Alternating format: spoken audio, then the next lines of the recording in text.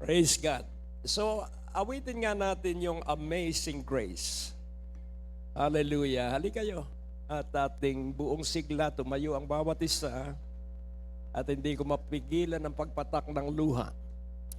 Pastor King, baliktarin mo nga yung 81 at yung mga bata ang aabot dyan sa 81 kung mababala mapagbabalik ng Panginoon. At ang mga nasa senior citizen ay aabot ng 81. Amen. Hallelujah. Balik na ulit sa 18. Mensahe lang. Amen. So, ito lang po dalawang salita. Aim, dream. Sabihin mo, aim, dream. Aim big, dream big. Magmithi ng malaki, mangarap ng malaki. Sabihin mo sa iyong katabi, mithiin mo ang malaki at pangarapin mo ang malaki. Amen? At huwag mo kalilimutan, ang Diyos po ay laging napakabuti. It's all grace. Sabihin mo, it's all grace. Sige po, awitin natin at lakasan ninyo ang inyong boses.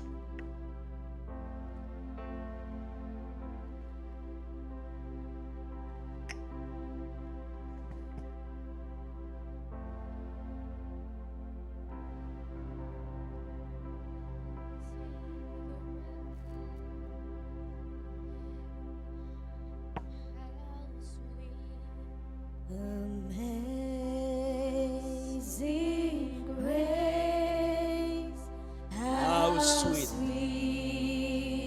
the sound that saved a rich like me. I once was lost, but now I'm found.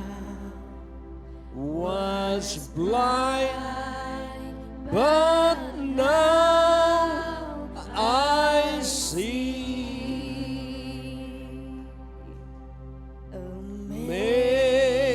Amazing grace, how sweet the sound that saved a a wretch wretch like me.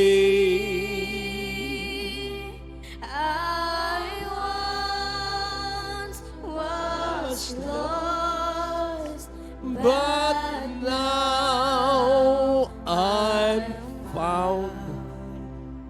Was blind, but now I see. see. Was grace That that taught my heart to feel, and grace my peace relieve. How precious did that grace appear, the hour I first believed.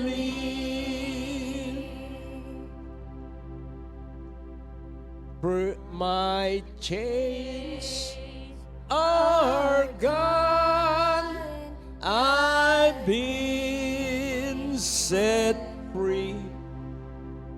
My God, my Savior,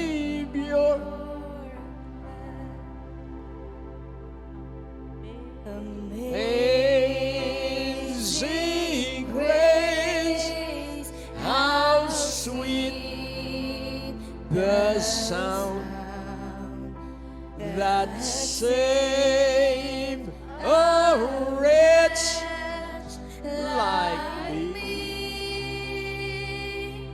I Once was lost, but now I'm found, was blind, but now I see. Praise God, praise God, praise God, praise God, praise God, praise God, praise, praise God, praise God, praise God, praise God, praise God, praise God, praise God. Ang pagpupuri sa Diyos ay pag-amin na tayo'y mahina at kailangan natin siya. Yan po ang praise. Ako'y mahina, kailangan ko siya. Sabihin mo, ako'y mahina, kailangan ko siya. Amen. So, salamat at batiin mo ang iyong katabi. Salamat at nakaabot tayo ng 18th year. At salamat din at nagamit ng gustuhan ng Diyos si Pastor Kenneth Andrew. Kaya tayo'y tuloy-tuloy dahil ang simbahan, ang may-ari ay ang Panginoong Hesus Kristo. Kaya laging tandaan po natin sa panahon ng lumang tipan, ang pumalit kay Moses ay sino? Si Joshua.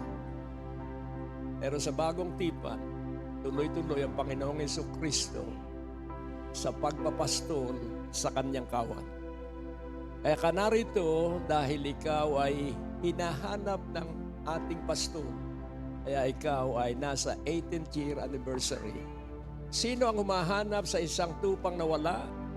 Ang Panginoong Hesus Kristo na ating mabuting pastol. Amen? Kaya salamat sa Diyos at tayo po ay naririto. Lahat ng gagawin ay para sa kanyang kaluwalhatian. So God bless at salamat sa ating mga awit. Umakit ka sandali. Sige po. At tingnan mo na isang araw tayo ay nasa MOA para ipagdiwang ang anibersaryo ng buong biyaya ng Diyos Christian Fellowship. Sige po, pumikit ka sandali. Alam niyo ba kung nasa ng MOA? Amen. Kung hindi ka pa nakakaparoon, pumasyal ka bukas. At umikot ka ro't angkinin mo. Amen?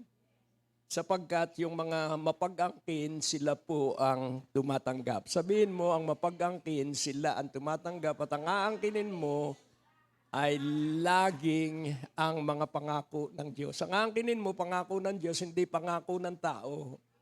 Mapapagod ka pag sa pangako ng tao. Sa pangako ng Diyos, laging oo at amen sa Panginoong Hesus Kristo. Sige po, tingnan mo na nasa MOA tayo.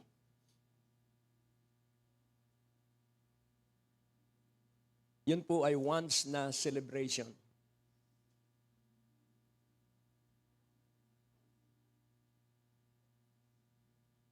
So, ang kinin natin by October sa 40th year anniversary ng BNDCF, ipahintulot ng Diyos na tayo nasa MOA.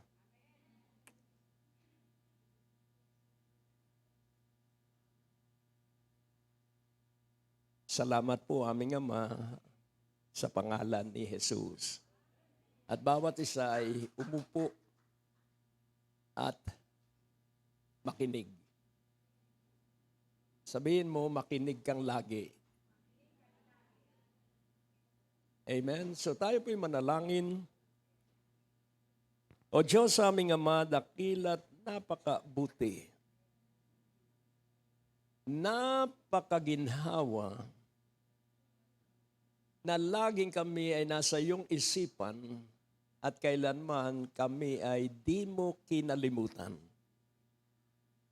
At narito kaming muli na magkakasama bilang isang pamilyang mga tagalangit.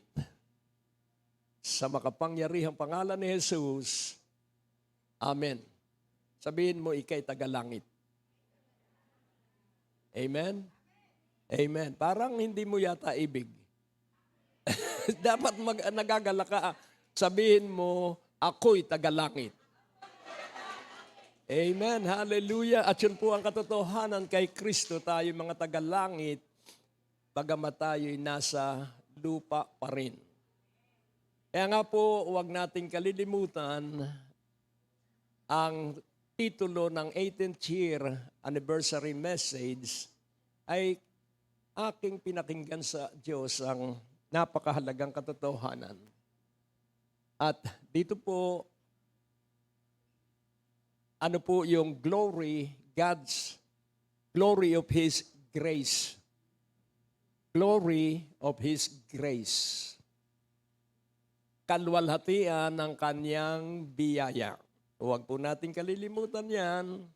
Dahil lang sa biyaya ng Diyos, kaya tayo magkakasama hanggang ngayon. Amen po ba? So, napaka-powerful po nung grace. Kaya nga po, hindi po isipan ng sinumang tao ang pangalang biyaya ng Diyos. Sapagkat nagtatanong pag nasa iba akong bansa, what is the meaning of biyaya ng Diyos? So nagkakaroon ako ng pagkakataong sabihin, grace of God. At yun po ang dahilan, kaya tayo ay buhay pa hanggang ngayon because of the grace of God. Kaya nga po, nung tingnan ko ang invitation, nakita ko po dito ang ilan sa inyong mga isinulat. That 18th year anniversary is year of God's number 1, unwavering grace. Yung ating alaala at pagpaparangal sa Diyos sa 18 taon ay para maalaala natin yung di nagbabagong biyaya ng Diyos. Pangalawa, so unwavering grace, love, and faithfulness. Grace, love, and faithfulness. And then ang pangalawa, our focus on this anniversary celebration, number 1, ang nakasulat doon sa invitation, testimony of His goodness. Patutuo ng kanyang kabutihan. Pangalawa, the power of unity, kapangyarihan ng pagkakaisa. Pangatlo, the joy of fellowship, ang galak ng pagsasama-sama. At ang pangapat, the hope that we have in Christ alone.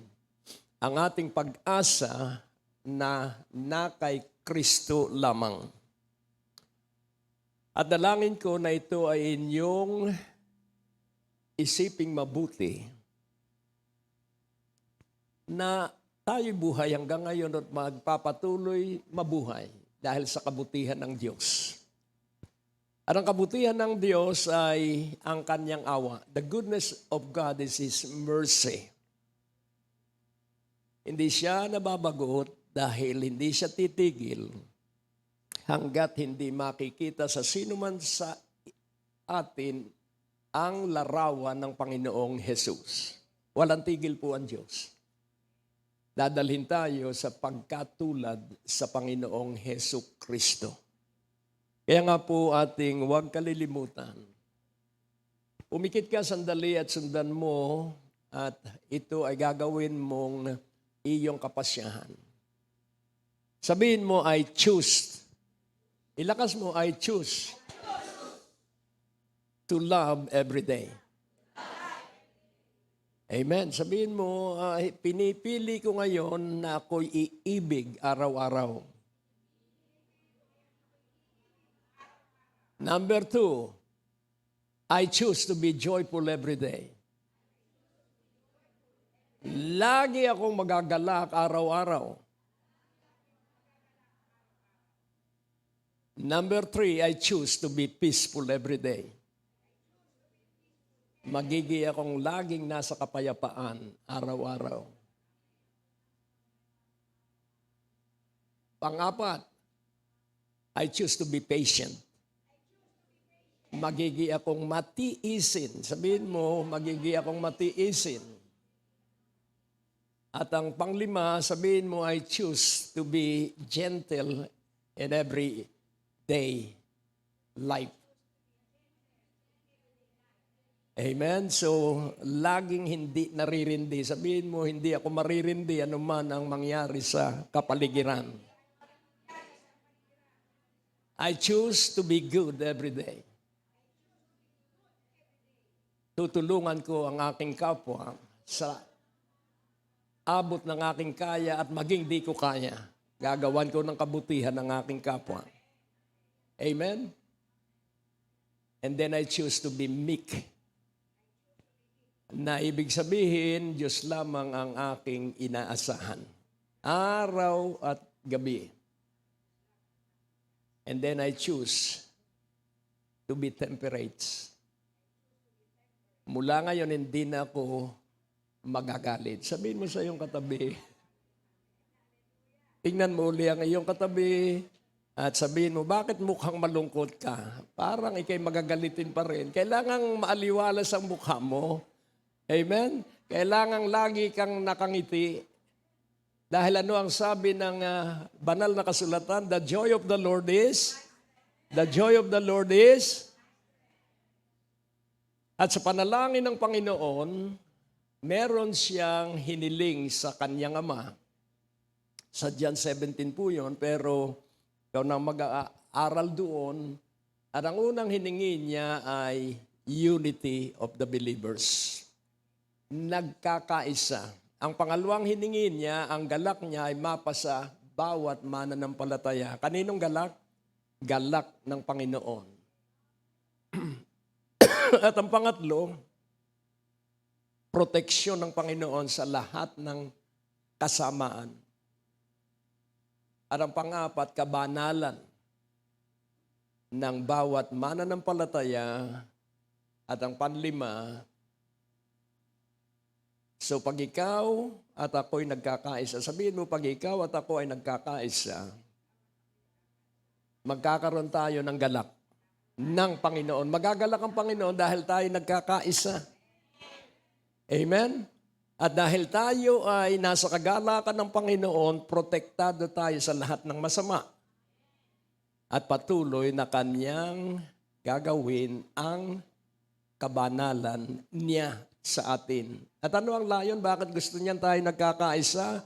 Nasa kagalakan niya at nasa protection niya at nasa kabanalan niya. Ano ang layunin? Para makasama niya tayo sa ulap.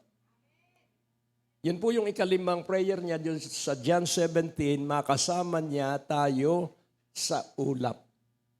Ngayon, wag po natin kalilimutan, ang simbahan po ay narito pansamantala lamang. Sabihin mo, ang simbahan ay narito pansamantala lamang. Kaya kailangang asikasuhin natin ang ating katungkulan. At yun ang tema natin, go and make disciples of all nations. Humayo ka at gawin mong ninyong mga alagad ko ang buong mga bansa. So bawat isa sa atin may pananagutan.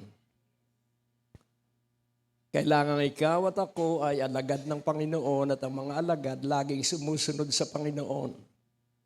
At ang mga alagad ay katulad ng Panginoong mahilig manalangin. Kahit po maalab ka sa iyong ministeryo, kung hindi ka mapanalanginin, baliwala po yan.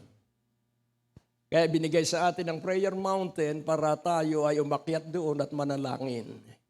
Kaya kailangang magpasya ka na maging kang maalab sa panalangin. Dahil kung hindi ka maalab sa panalangin, baka ikaw ay maging malamig at maligamgam. Ulitin kong muli, ang susi ng tibay at katatagan ay nasa alab ng pananalangin. At hindi na ito iniaalok o ini-encourage, ito'y kapasyahang personal. Ulitin kong muli, ang panalangin po ay pagpapasyang personal. Dahil hindi ka titibay at tatatag kung hindi ka maalab sa iyong tuhod. Sabihin mo, pag hindi ka maalab sa iyong tuhod, hindi ka titibay at tatatag. Ngayon, hindi naman tayo iiwan, ipababayaan ng Diyos kahit hindi pa tayo ganong kaalab. Pero gagawa siya ng lahat ng kaparaanan, ay wag mo nang daanan pa na bago ka manalangin pag wala ka ng hanap buhay. Manalangin ka araw-araw at makikita mo pag nawalan ka ng hanap buhay, nakangiti ka pa rin at ang iyong nakikita ay malaking kapalit na hanap buhay. Dahil ikaw ay mananalangin at ang mananalangin laging kasama ang Diyos. Tingnan mo uli ang iyong katabi. Ang mananalangin ay laging kasama ang Diyos at ang katibayan na ikay nasa presensya ng Diyos ay ang kaniyang grasya. Grace is the evidence of the presence of God. Kaya nga po, huwag nating kalilimutan, kailangan ikay maalab sa iyong buhay na personal sa Diyos. Marami pong matagumpay at may pera pero hindi masaya. Ulitin kong muli. Maraming matagumpay na maraming pera at maraming ari-arian pero kulang sila ng tunay na kaligayahan. Huwag po nating kalilimutan. There is no success without wisdom. Sabihin mo, no success without wisdom. Walang tagumpay kung walang karunungan. At makikita natin sa mundo ay marami silang itinuturo kung paano magkakapera, kung paano magkakasasakyan, kung paano magkakaroon ng mga ari-arian. Subalit, tandaan mo po ito. Itanong mo sa iyong katabi, ilan sa mga damit mo na nasa iyong wardrobe ang ginagamit mo pa hanggang ngayon? Di ba piling-pili na? Kaya nga po ating unawaing mabuti, walang kaligayahan sa mga material na pagpapala. Tamad ka nang magmaneho dahil sa tagal ng panahon na minamaneho mo yung iyong sasakyan. Hindi nakapagbibigay ng kaligayahan ng mga material na bagay. Tingnan mo ang iyong katabi. Ang may karunungan lamang ang magiging matibay at matatag. Sabihin mo sa iyong katabi, ang mga may karunungan lamang ang matibay at matatag. Sabihin mo sa kanya, katulad ko. Ako'y may karunungan. Amen. Paano ba ang karunungan? Yun po ba ay nasa paaralan? Hindi po. Yun po ay nasa banal na takot sa Panginoon. The fear of the Lord is the beginning of wisdom. Ano po ba ang takot sa Panginoon? Ang takot po sa Panginoon, hindi ka na nagchichismis. Tingnan mo ang iyong katabi, hindi ka na naninira ng iyong kapwa. Yun yung banal na pagkatakot sa Panginoon dahil ang may banal na takot sa Panginoon, galit sa kasamaan. The fear of the Lord is that you hate and I hate evil. Amen po ba? Kaya nga po kung ikay nabubuhay na may banal na takot sa Panginoon, ikay magiging laging tutustusan ng Diyos ng karunungan. At makikita mo na yung iyong kabiguan ay daan sa pag-aangat sa iyo ng Diyos. At lalo kang aalab at buong pamilya mo ay makakasama mo sa pagsampalataya at pagsamba. Kaya nga po, huwag nating kalilimutan. Ulitin kong muli, no success without wisdom. And no wisdom without the fear of the Lord. Tingnan muli ang iyong katabi. At tingnan muli ang mukha niya. Bakit malungkot ka? Dapat ikay natutuwa dahil sa pagtitipon, nandito ang makapangyarihang presensya ng Panginoong Hesus Kristo. Ngayon, Ating unawain, kailangang personal po. Tingnan mo, sabihin mo kailangang personal. Sino rito ang nag-iisip na paano kaya ang kakanin namin sa isang linggo? Sino rito yung nag-iisip ng ganon? At bakit laging iniisip ay kakanin? Bakit ang iniisip ay paano kaya ang pambayad ko? Ayan, maraming. Sino rito ang walang bayarin? Sino rito ang walang kuryente sa bahay? Sino rito ang walang tubig sa bahay?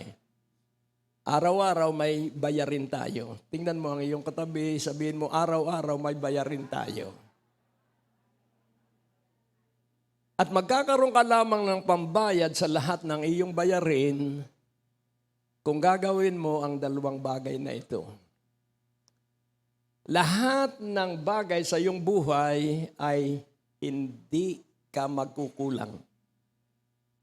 Maliwanag po ang salita ng Diyos, ang Panginoon ng aking pastol at di ako magkukulang at di ako mangangailangan. Kaya nga po ating kailangang matutunan at ikaw ang magpapasya na di ka magkulang sa lahat ng iyong kailangan sa buhay hanggang sa pagkakaapo mo sa tuhod. Hindi tayo magkukulang. Ay ano po kaya ang gawain? Simple po na hindi natin ginagawang lahat.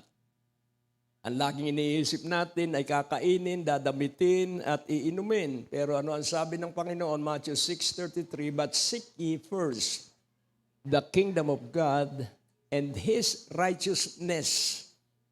So ang pinagsusumakitan, hindi po pinagkakaabalahan. Lagi nating minimithi ay ang hanapin ang kaharian ng Diyos at ng kanyang katwiran. Nang ibig sabihin, ang buhay sa kaharian ng Diyos ay katwiran. At ang katwiran ay laging pag-asa at tiwala lamang ay sa Diyos. Yun po ang righteousness. We always trust, depend, and fully yield and expect the best from God. Kaya nga po ating huwag kalilimutan, and all these things shall be added unto you. Ikagugulat mo sapagkat yung lahat ng kailangan mo, hindi sinabing ibibigay, idaragdag. Ano po ang kaibahan ng ibibigay at idaragdag? Yung ibibigay po ay dahil may hiningi tayo. Pero yun pong idaragdag, mga hindi natin hiningi, ay ating matatanggap. Amen? Yun po ang pagsusumakit na hanapin ang kaharian ng Diyos at ang kanyang katwiran.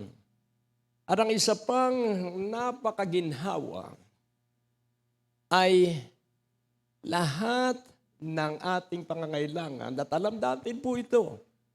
At sa ulado natin ang Philippians 4:19, "For my God shall supply all your need according to His riches in glory by Christ Jesus." So pansinin po natin, ba't kaya ang ginamit ni Pablo ay my God? Ba't kaya hindi niya sinabing our God? So my God shall supply. Dahil bakit niya tinangkilik yung salitang pansarili na my God shall supply all my need. At ano ba yung kailangan niya? Ang kanyang kailangan ay maipagpatuloy niya ang utos ng Panginoon, "Go and make disciples of all nations." May pagpatuloy niya ang pangangaral ng mabuting balita at pagtuturo ng pangalan ng Panginoong Hesukristo. To preach the gospel and to teach the name of Jesus. Hindi po basta ipinangaral, tuturuan mo ang mga naniwala sa Panginoong Hesukristo.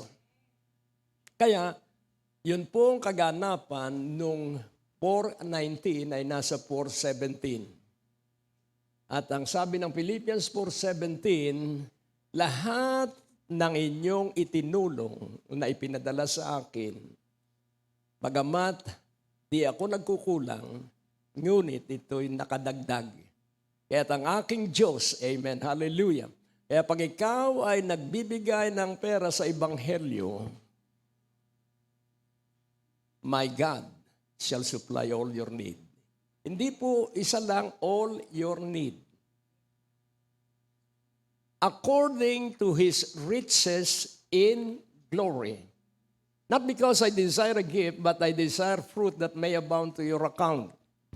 So, yung pagtustos sa ebanghelyo, yung pagtustos sa pangangaral ng ebanghelyo, yun po ay sasagana sa iyong sarili. Ang pagpapala ay tuloy-tuloy sa iyong sarili dahil ikaw ay nagtutustos para ang ebanghelyo ay maipangaral. Kaya ang buhay Kristiyano po ay may gawain. Sabihin mo, ang buhay Kristiyano ay may gawain. At wag nating kalilimutan ang turo din ng Panginoon. Sa huling panahon, marami ang lalamig ang pananampalataya. Bakit po kaya? Dahil sobrang kahirapan at kapighatian ang daranasin ng marami. Pero magpatuloy kayong matibay at matatag hanggang wakas. Ngayon, tingnan po nating mabuti. Huwag mong kalilimutan na ang unang tinawag ng Panginoon ay ang mga Hudyo. At dahil sila ay naging matigas ang kalooban dahil kailangan sila ay humayo sa buong daigdig, pero sila po ay naging makasarili. At kabutihan para sa mga hintil at ikaw at ako'y hintil na sila ay tumigas ang kalooban. Kaya't naitayo ng Panginoon ang simbahan. At ang simbahan ay kunin ang mga hintil na sumampalataya sa Panginoong Hesukristo. At makinig kang mabuti. Pag nabilang na ang tama ng bilang ng mga hintil na naligtas at nagpatuloy na maalab, yung hindi maalab may iwan, yung maalab aakyat sa ulap. Tingnan mo uli ang iyong katabi, sabihin mo mag-alab ka na. Laging problema mo'y pamasahe. Dapat lagpas ka na dyan. Amen? Hindi yung laging, hindi po ako nakadalo dahil walang pamasahe. Abay, laging tandaan mo, kahit wala kang pamasahe, lumakad ka at ikaw ay lulusog dahil mamamasahe ang iyong muscle. Dahil ikay lumalakad at doon sa iyong katapatan at laging tandaan mo, kita ng Diyos ang lahat ng ating iniisip at ginagawa. Huwag mo pong kalilimutan yan. Hindi para hatulan tayo, para tayo ay iangat at pagpalain. Amen po ba? So, ngayon, nais kong iyong maunawaang mabuti. Ang sabi ng Romans 11:25, pag naligtas na ang tamang bilang ng mga hintil, aakyat na sa langit ang simbahan. Tingnan po natin sandali. For I would not, brethren, that you should be ignorant of this mystery, lest you should be wise in your own conceits, that blindness in part is happened to Israel until the fullness of the Gentiles become in. Yun pong fullness ay yung tamang bilang ng mga hintil na maliligtas at kasama tayo doon sa naligtas. Amen? So ano ang sabi? Ang sabi rito, at di ko ibig mga kapatid ko, na kayo ay maging mangmang tungkol sa hiwagang ito.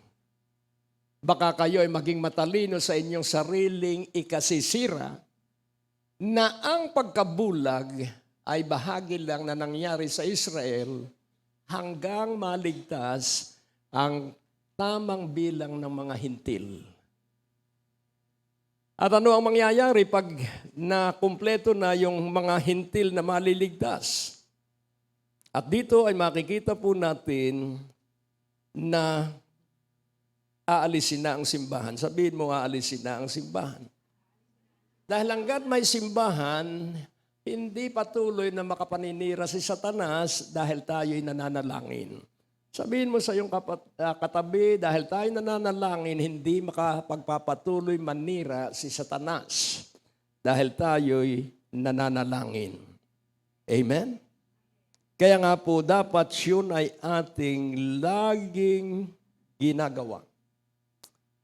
At ngayon, ang sabi ni David, at ito po'y personal, ang sabi niya sa 27:4, one thing have I desire. So, pansinin po natin, kailangang ito ay atin ding mithiin.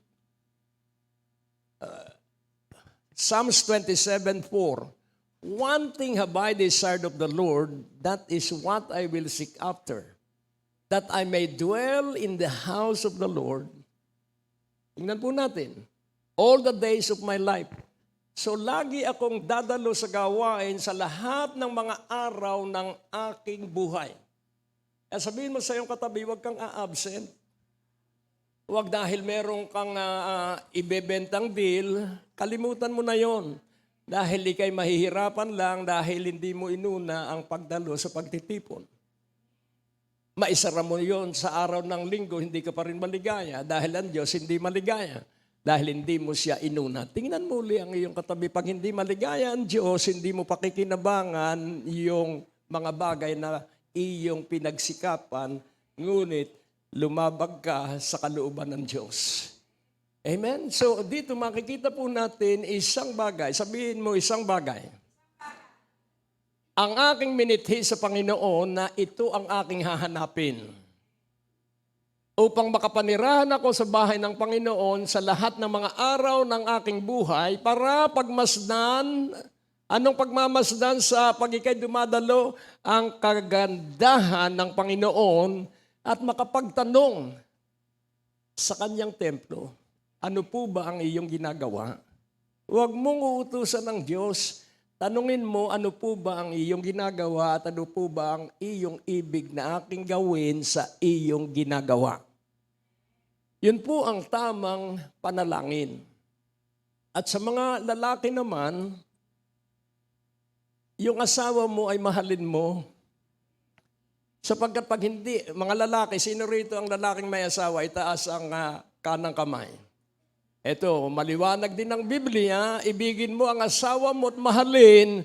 Kung hindi mo iniibig at minamahal ang iyong asawa, hindi diringgin ang iyong panalangin. Amen. Hallelujah. Masaya ang mga babae. At yun po ang katotohanan. Dahil pag iniibig mo ang iyong asawa, ang asawa mo ay laging maraming bibilanging pera. Bakit? Dahil diringgin ka ng Diyos sa iyong pananalangin. Amen. Hallelujah. Sabihin mo, hallelujah. Amen. Hallelujah. At si Pablo ay meron ding isang hangarin. Kailangang isa ang ating pangunahin. At ang sabi ni Pablo sa Philippians, ano po ang sabi niya sa 3, verse 13? Atin munang sinisiyasat at tayo papasok doon sa go and make disciples of all nations. Brethren, I count not myself to have apprehended, but this one thing I do, forgetting those things which are behind and reaching forth unto those things which are before. Mga kapatid, hindi ko itinuturing ang aking sarili na nakamit ko na, o nahawakan ko na, o nahuli ko na, ngunit isang bagay ang aking ginagawa. Kinakalimutan ko yung mga bagay sa likuran. So kalimutan mo na yung mga kabiguan mo. Wag mo nang laging iisipin yun. Kalimutan mo na yung mga taong lumoko sa iyo. Kalimutan mo nang lahat yun dahil ikaw ay umuurong kapag masama pa rin ang loob mo doon sa tao. Kailangan nakapagpatawad ka na sa lahat ng taong kagalit mo. Tingnan mo uli ang iyong katabi. Amen? Kaya wag mong pakikinggan ang sasabihin ng tao na wala ka ng magandang kinabukasan. Kalimutan mo na sila at ngumiti ka na lang dahil sila'y magugulat dahil ikaw ay nakatingin ay sa hinaharap. Sabihin mo, ang tingnan mo hinaharap. Amen? Amen. So, reaching forth unto those things which are before. So, inaabot ko ang mga bagay na nasa harapan ko. Amen. Hallelujah. At ang nasa harapan natin, biyaya at pagpapala at walang katapusang mga kabutihan ng Diyos. Kung ikaw ay may sakit, sabihin mo, isigaw mo, sabihin mo, by grace through faith, I am healthy. Amen. Habang sumasakit ang tuhod mo, by grace through faith, I am healthy. Paano ka raw magiging malusog? By grace, and grace is activated through faith. Why through? Sapagkat hanggat kumikirot pa ang iyong tuhod, always declare by grace, through faith. Kaya through faith, hanggang isang araw, wala na yung sakit ng iyong tuhod. Huwag kang nagkukulong sa kwarto. Dahil pag iningatan mo ang tuhod mo, lalong yun ay mamamaga. Pero pag inilakad mo ang iyong tuhod, laging tandaan po natin na ang pananalig ay pagtitiwalang hustuhan at di pag-aalilanganan ang salita ng Diyos. Sabihin mo, by grace through faith, I am healthy. For God's glory. Hindi para ikay makapunta na naman sa kainan. Laging tandaan mo, everything must be for God's glory. Sabihin mo, by grace through faith, I am wealthy for God's glory. Amen. Hallelujah. So yan po ay iyong gawin. At ano ang sabi sa verse 14? At ang sabi po dito, I press toward the mark for the prize of the high calling of God in Christ Jesus. What is the high calling? In Christ Jesus. And what is that high calling? That we shall be like Jesus. Tingnan mo ang iyong katabi. Kaya dumaraan tayo sa kung anong problema para tayo ay maging katulad ng Panginoong Hesus Kristo na hindi nagagalit, hindi naiinis. Tingnan muli ang iyong katabi at ang iyong suliranin ay gamit para hindi ka na magalit at mainis. At iyon ay magagawa lamang natin by grace. Amen? Kaya nga po ating huwag kalilimutan. Lahat tayo may pananagutan. Sabihin mo sa iyong katabi, bawat isa sa atin ay may pananagutan. Sa Matthew 28, hallelujah. Dahil pag ikaw ay masunurin sa Diyos, kahit kumain ka ng lechon, hindi ka maaalta. Amen? Tingnan mo ulit ang iyong katabi.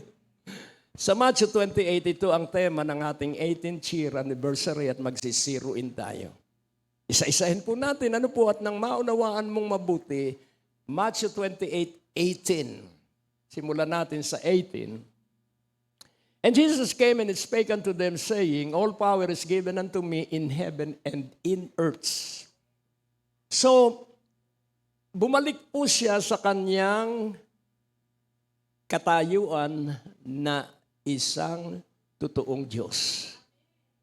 Kaya mula nung siya mabuhay na maguli, lahat ng kapangyarihan ay sumakanya, kapangyarihan sa langit at kapangyarihan sa lupa. At ano po ang kahalagahan ng kanyang kapangyarihan nasa sa kanya? At iniutos niya sa verse 19, go ye therefore and teach all nations. Kunin natin ay sa NIV o sa Amplified para makita natin, go and make disciples. Tingnan natin sa Amplified o sa NIV. At ang sabi po doon, at tiningnan ko nga ito, King James ito, go you therefore and teach all nations. Sa Amplified, kung may Amplified, sa akin, titingnan ko sa Amplified dito sa akin, at napakaganda nung napakahalagang katotohanan. Sa Matthew 28, verse 19. Go then and make disciples of all nations, baptizing them into the name of the Father and of the Son and of the Holy Spirit. So make disciples. Ano po ang disciple? Follower. So are you a disciple of Jesus Christ? Do you follow Jesus? So a disciple of Jesus Christ, we must love one another. If you love one another, then you are indeed my disciple. if you continue on reading the Holy Scripture, you shall know the truths and the truth shall set you free, then you are my disciple. Sino ang alagad ng Panginoon? Yung nagbabasa ng Biblia. Tingnan mo ang iyong katabi, may Biblia ka ba? Ang pangatlo, manatili kayo sa akin at ang aking salita'y manatili sa inyo, may gawain po ang buhay Kristiyano. Ano po? Kung mananatili kayo sa akin, salita ko'y mananatili sa inyo, anuman ang inyong maibigan ay gagawin sa inyo. Dito maligaya ang aking Ama na kayo'y mabunga. Ano ang ating pamumunga? Answered prayer. Sabihin mo, ang ating pamumunga, answered prayer. Amen po ba? Kaya kailangan, pag may kailangan, hihingi kay sa Diyos. Huwag kay Juan. Di ba may pumapasok sa iyong cellphone, ano yon? Juan Tanod. Ano sabi? Umutang kayo 50,000 at kayo ay tatanggap agad.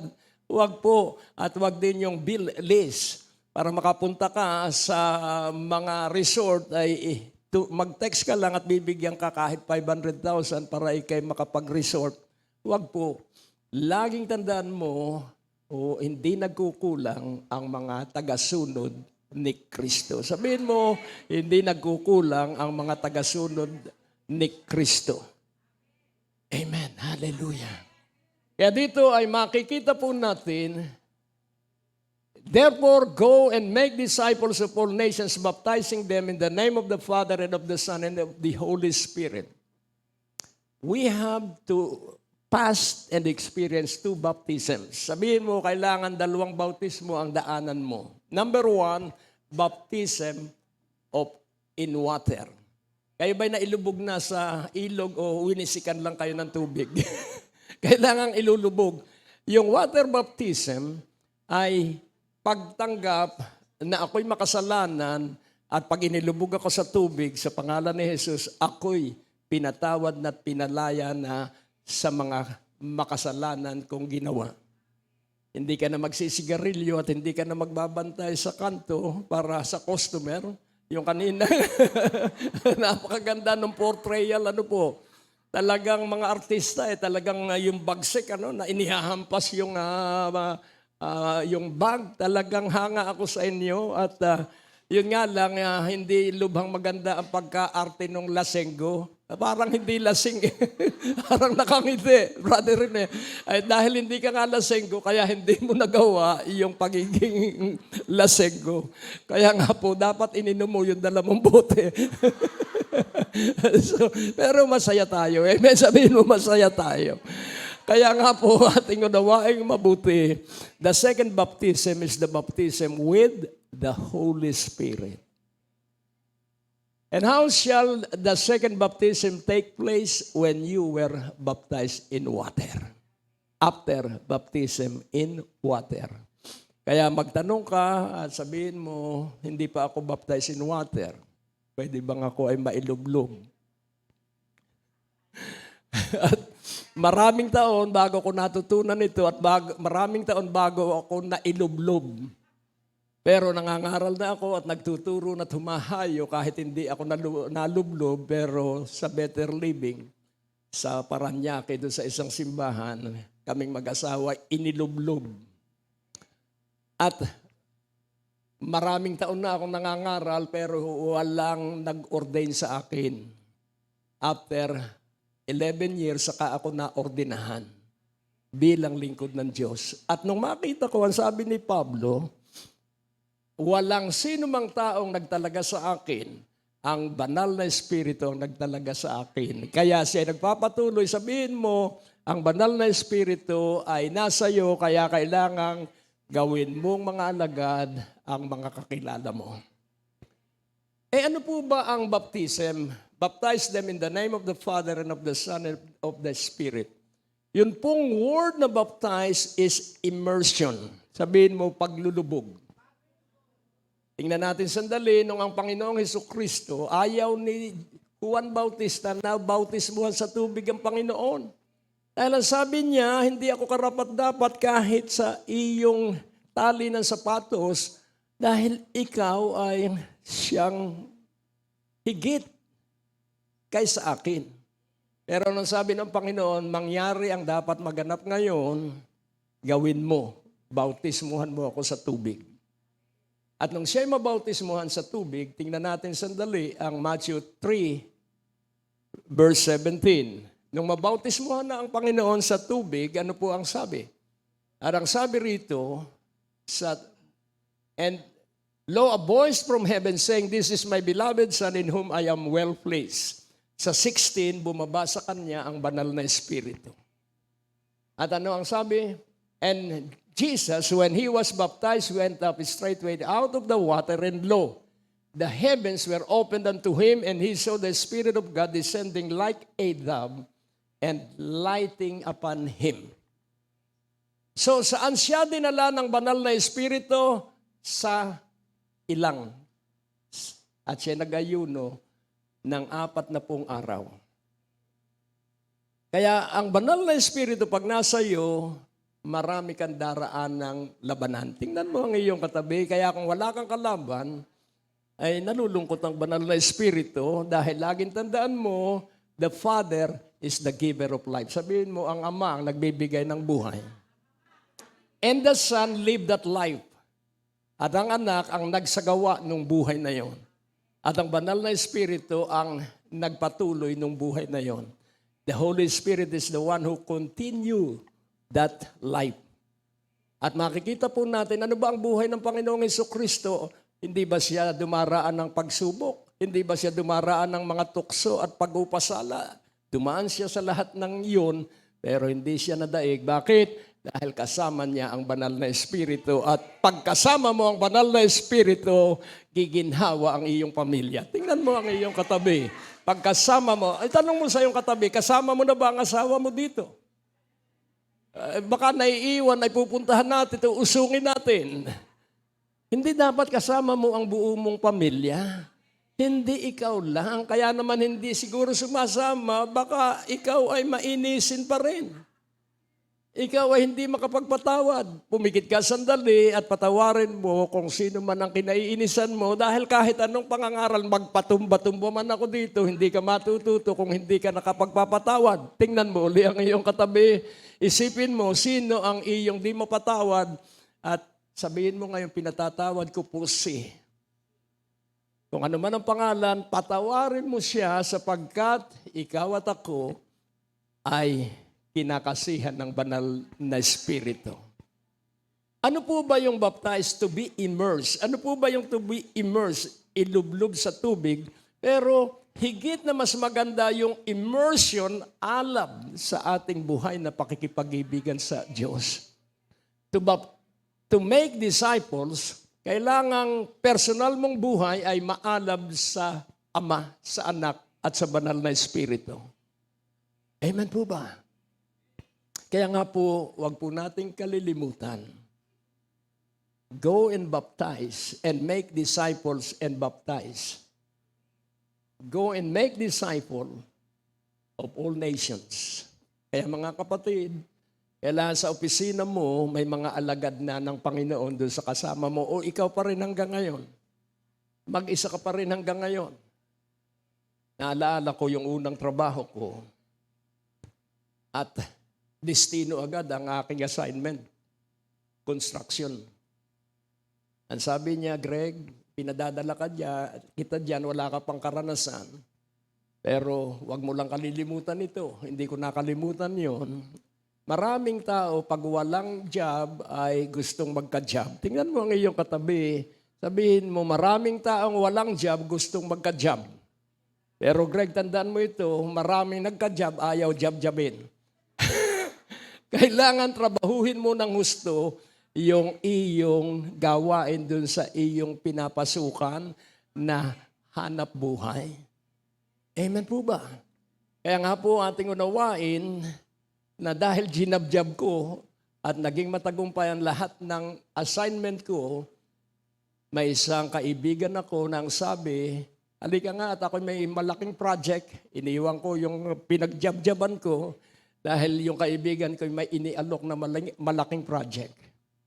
At nung magtagumpay yung malaking project, biglang dumating uli ang isang brad ko sa fraternity at ang sabi niya, dito ka na. para malaki ang iyong commission. Isip-isipin mo, paglipat ko naman doon sa malaking korporasyon, ay binigyan agad ako ng kanyang account at yung kanyang account ay puro dollar, indentor. Kaya yung lahat tuwing kukuha ng mga produkto doon sa kumpanya, lahat ng komisyon ay ibinibigay sa akin. Bakit? Hindi ko pinagpaguran. That is grace. Hindi mo pinagpaguran pero ikaw ay hinagod at pinuspos ng pagpapala ng Diyos. Amen po ba? Sabihin mo, grace is full dependence on God. Pag ikaw ay nasa grace, ikay masipag. Sabihin mo sa iyong katabi, pag nasa biyaya ka ng Diyos, hindi po sa simbahan lang, pag nasa biyaya ka ng Diyos, dapat ikaw ay masipag at magpakasipag at makita. Laging tandaan po natin, tatanungin ko kayo, ang mga sasakyan ba ay nagkukulang ng gasolina? Nagkukulang pag lagi mong ginamit at na-traffic ka, ay kung kakauntian naman, baka matuyuan. Pero ang sabi ng isang mangangaral, our gasoline is faith. And faith is not like a gasoline, but a muscle. Mabuhay ka laging nananalig sa Diyos at makikita mo, magkakaroon ka ng mga buhay na patutuo at magkakaroon ka ng maraming karanasan sa mga biyaya at pagpapala ng Diyos. Hindi ka magsasalat, hindi ka magkukulang, at ikaw ay lagi at ang iyong buong pamilya ay magiging maligaya.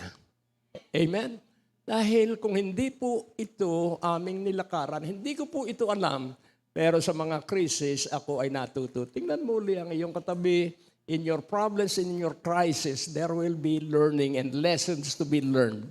Amen? Ano ang pag-aaral? Yung mga krisis na pinagdaraanan mo, marami kang matututunan doon at pag iyong isinagawa, yung nakita mong dapat mong gagawin, ikagugulat mo. Hindi ka magkukulang. So, ang aming pamilya ay simple lang ang mga paaralan, mga public. Pero sila ay ginagamit ng Diyos ng patuloy. Bakit po? Dahil hindi kami nakatingin sa paaralan, kami nakatingin ay matuto sa itinuturo ng Panginoon. Lahat kami ay araw-araw ay nag-aaral para sa pagtuturo ng Panginoon. Kaya kailangan pag may pera ka na, huwag kang magmamataas. Kaya ka may pera, para gamitin mo sa kaluwalhatian ng Diyos. Kaya sabihin mo, bawat sentimo ay gagamitin ko para sa kaluwalhatian ng Diyos. Sabihin mo, bawat sentimo na mahahawakan ko ay gagamitin ko para sa kaluwalhatian ng Diyos. Kaya nga po, tingnan po ninyong mabuti, hindi po biro ang pagpapastor. Hindi po biro ang paglilingkod sa Diyos. Dahil ang paglilingkod po sa Diyos, kailangan ikaw ay selfless. Ano po sa Tagalog ang selfless? Hindi ka na makasarili. Amen? Dalawang klase ang leader. Ang sabi ron ay self-centered leader and leader that is fully committed to God. Yung totoong namumuno ay nakatalaga ang kanyang buong buhay sa Diyos at umaasa lamang ay sa Diyos. At magkakaroon ng karanasan sa kapangyarihan at kabutihang gagawin ng Diyos.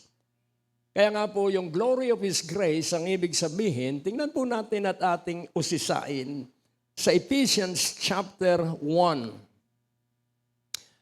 Meron pong ilang napakahalagang bagay na ginagawa ang Diyos sa ating buhay. Tingnan natin sandali sa verse 3. Iyong unawaing mabuti ito at nang sa gayon hindi ka maging antukin, kailangan lagi kang masigla sa gawain. Blessed be the God and Father of our Lord Jesus Christ, who hath blessed us with all spiritual blessings in heavenly places in Christ. Sabihin mo, God has blessed you. Because the Lord Jesus Christ is our Lord. Ano ang sabi? Purihin ng Panginoon at ang Ama ng ating Panginoong Hesukristo na tayo pinagpala ng lahat ng mga espiritual na mga pagpapala na nasa lugar ng kalangitan kay Kristo. So lahat ng ating kailangan is in Christ. Amen? You need money. Father, I need this amount. I ask in Jesus' name. So in Christ, hihingi ka lagi sa pangalan ni Jesus. Amen? Ano man ang iyong pangangailangan, humingi ka sa Ama sa pangalan ni Jesus. Amen? At ano ang pangalawa?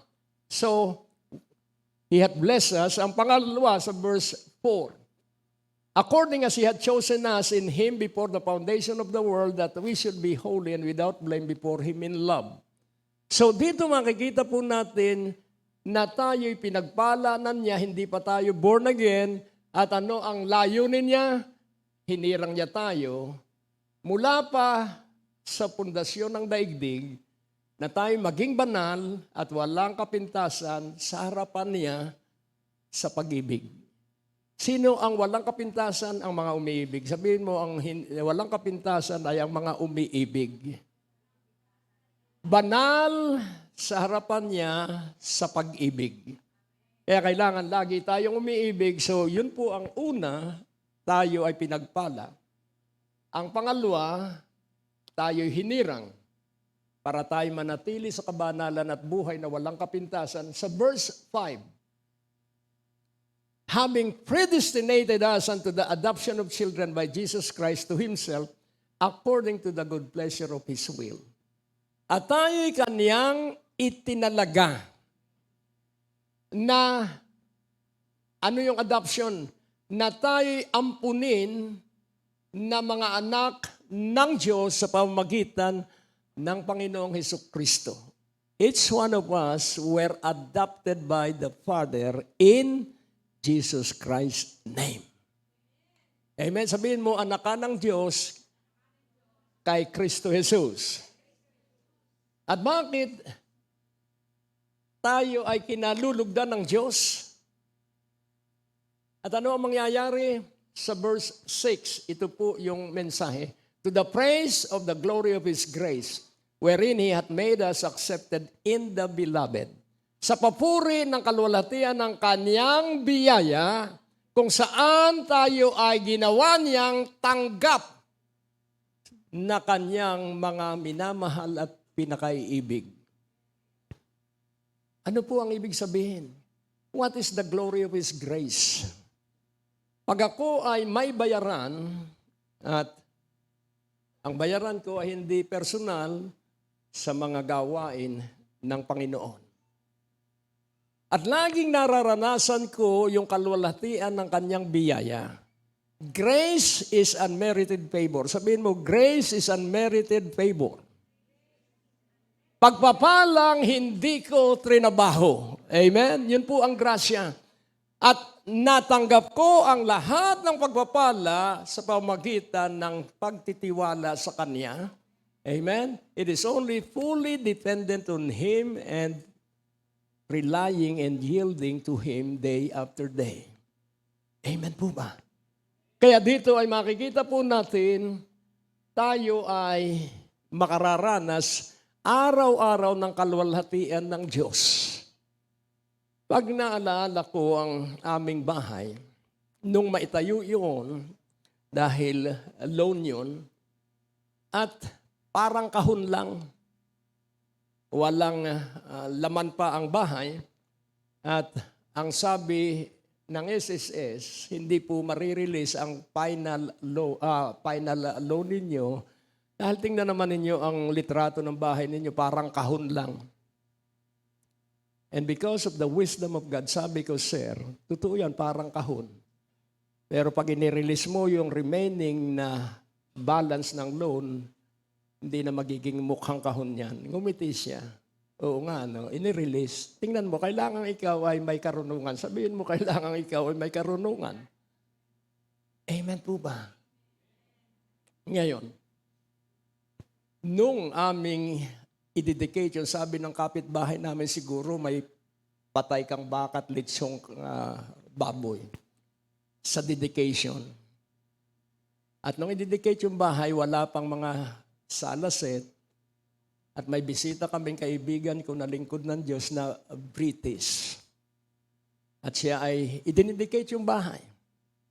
At ang handa lang namin ay pansit lukban. At laking gulat ko dahil siya ay nagpasalamat sa Diyos at nang kainin ko yung pansit, panis na pala. Pero nakangiti pa rin si Brother Joe Label. Nakangiti pa rin siya. Dahil laging tandaan mo, pag lagi kang nakangiti, hindi ka mag-LBM. Sabihin mo, pag lagi kang nakangiti, hindi ka mag-LBM. At nung kanyang ialay ang bahay, yun po ay dahan-dahang inasikaso ng Diyos. Bakit? Nakaalay na sa Diyos yung bahay. At dati, yun po ay may halamanan kami, meron kaming bermuda sa harapan at may kaunting puno. Pero ginamit po namin yung sambahan ng Diyos. At huwag mong kalilimutan, pag ginamit mo ang bahay mo na Bible study na lugar, ika'y pagpapalain ng Diyos. Si Solomon, itinayo niya ang templo for 7 years. At nung may tayo na ang napakaganda ng templo, ang sabi ng Diyos, itayo mo naman ang sarili mong bahay. Yung templo, 7 taon na kanyang ginawa, yung kanyang bahay, 13 taon niyang ginawa, na ibig sabihin ang pagpapala ng Diyos sa mga masunurin ay higit na mas malaki kaysa iyong ginawa sa Kanya. Tingnan mo, ang iyong katabi, dapat ikaw ay nagtitiwala ng lubusan at tustuhan sa Diyos. Amen. Sabihin mo, amen. So ang biyaya ng Diyos ay lubusang pagtitiwala sa Diyos. Amen? Lubusang pag-asa lamang ay sa Diyos. Hindi tayo aabot dito sa binya ng 18 years. At dito makikita natin, tayo ay nagsimula sa 2nd floor. At katabi natin ang isang African church na wala na rin sila. Naging kaibigan natin sila dahil dapat nakikipagkaibigan ka sa mga lingkod ng Diyos. At marami pong nagdaang mga pagkilos ang Diyos. At nung pagkatapos noon, ang sabi ko, Pastor Kenneth, ikaw na ang magpatuloy nito. At yun po ay ipinagpatuloy niya bago na papunta ng 2nd floor, nandun muna tayo sa garahe ni Ate Joan, ni Nanay Sita. Kaya umunlad ang buhay niya dahil nga po, basta ipinagamit mo ang bahay mo sa Diyos. Sabihin mo, pag ipinagamit mo ang bahay mo sa Diyos at may Bible study ang bahay mo, ikay pagkakaabalahan ng buong kalangitan. Amen? Huwag kang makasarili. Sabihin mo, huwag kang makasarili. Walang nagtagumpay na nag-iisa. Laging kailangan natin ng isa't isa. Amen po ba?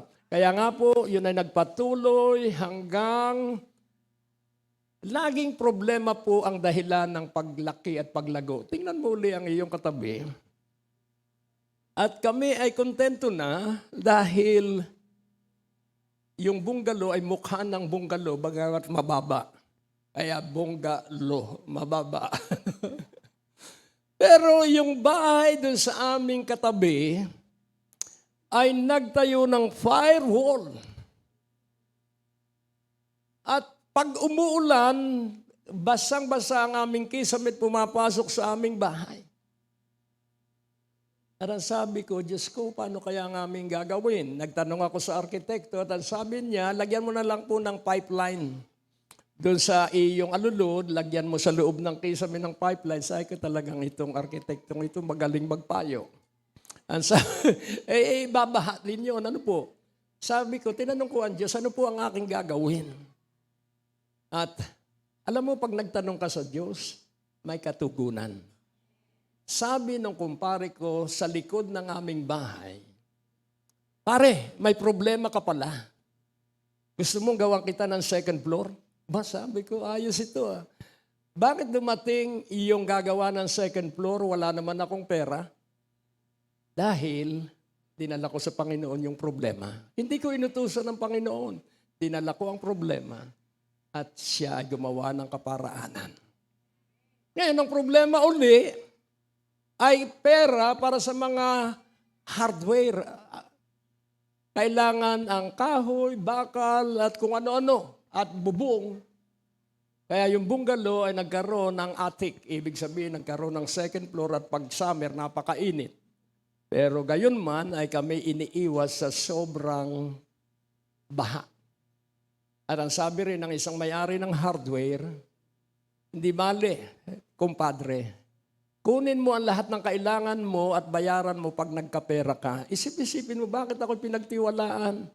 Kaya natapos yung bahay na may utang pero nabayaran. Tingnan mo uli ang iyong katabi. Basta ikaw ay mapagkakatiwalaan, may magpapautang sa iyo dahil ikaw ay nagbabayad hanggang lumagpas ang panahon, hindi ka na nangungutang, ikaw na ang nagpapautang at ikay mabait sa nangutang sa iyo sapagkat yung mga karanasan mong nagpautang sa iyo naging mabait, ngayon ikaw naman ang magiging mabait sa lahat ng mga umuutang sa iyo.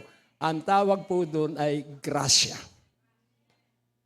Amen po ba? Kaya laging tandaan mo, the glory of the grace of the Lord, siya po ang gumagawa ng lahat-lahat. Amen? Sabihin mo, biyaya lamang ng Diyos ang siyang kumikilos sa iyo at sa aking buhay. Kaya tayo nakaabot ng 18th year at tayo makakaabot ng 81 dahil may mga batang nagsasayaw na maliliit. Kung maaantala ang pagbabalik ng Panginoon, itong mga batang ito, baka aabot sila ng 81 years old. Ano po? Kaya sabihin mo, aim big and dream big.